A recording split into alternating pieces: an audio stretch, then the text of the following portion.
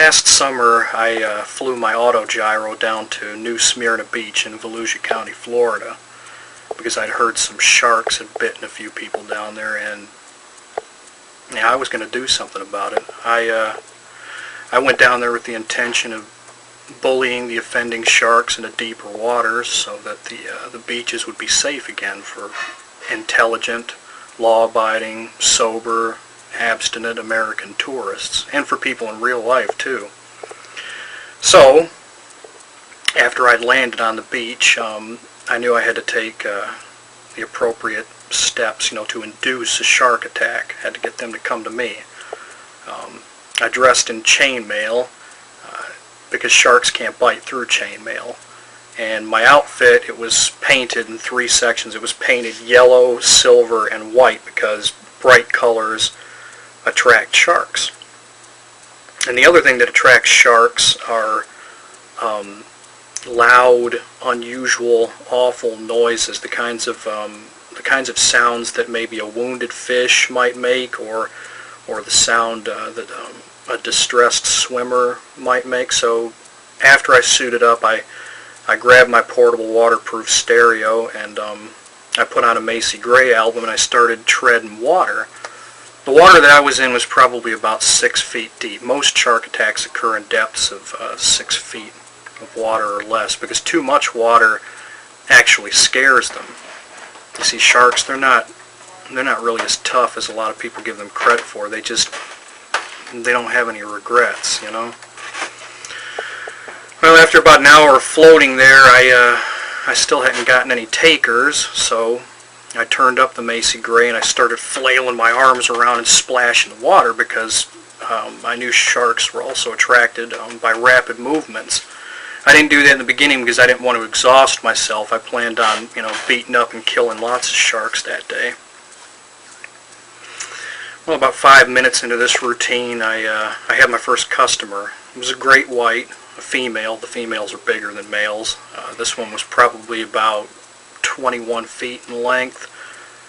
Lots of bite marks and scars all over her. You see, male sharks, they bite the female sharks while they're copulating, so I knew that this one that was after me was a real slut.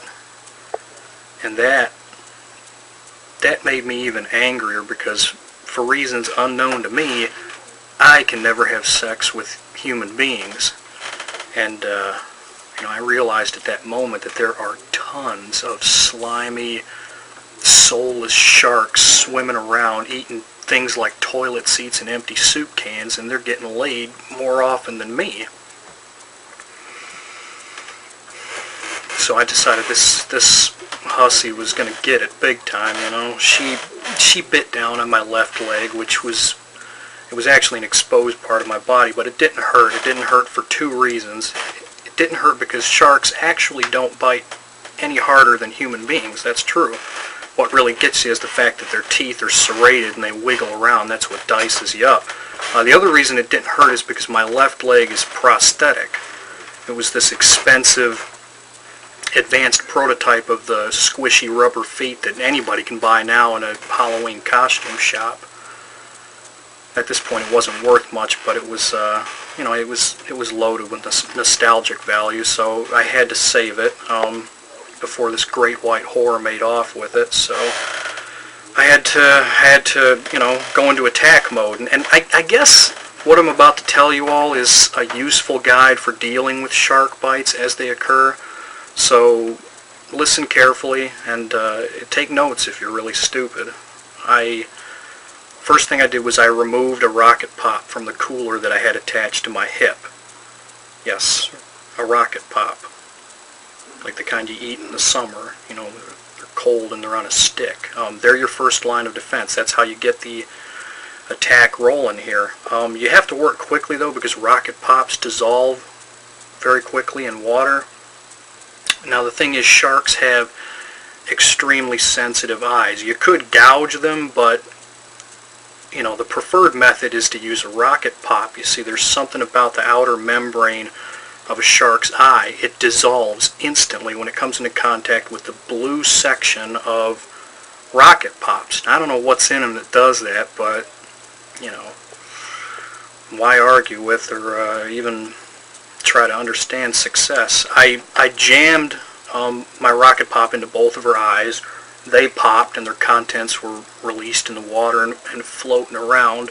Of course, because she was in so much pain, she released my high-tech rubber leg, and that's when I went in for the kill. Now, this is how you make the whole shark explode. And this works on all kinds of sharks, not just female great whites. There's a paint, a red paint, and it was only manufactured in 1991 to coat the little sound-activated dancing Kool-Aid Man toy that you could send away for once you'd collected something like 800,000 Kool-Aid points. They're really hard to find these days because 73 million sharks are killed each year, and most of them are taken out by these little dancing Kool-Aid Man toys. This is what the fishermen are using to get, these sharks.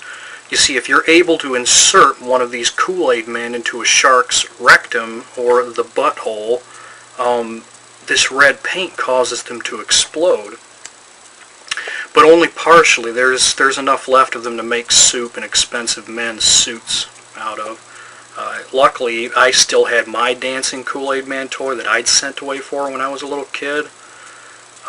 His little purple guitar no longer stuck to the insides of his white gloves because the Velcro strips had fallen off a long time ago, but his cute little purple guitar wasn't essential, to blowing up these sharks anyway. So, Hussy Shark, once I got Kool-Aid Man into her butthole, she went kablooey, and then when two other great white sharks came into our area to eat what was left of her, I pulled the same crap on them, and it worked beautifully. You see, I purchased a couple of extra Kool-Aid Men on eBay, which really, hiked up the price of this expedition, but it was worth it. I'm a humanitarian, and you got to do what you got to do. And after that, I think word got around the shark community, what was up, because no more of them got near the shore, and I don't believe Florida has had any shark attack problems since I made it back to shore that day. At which point I returned the Macy Gray CD to the record store I'd stolen it from, because no garbage can deserved that fate.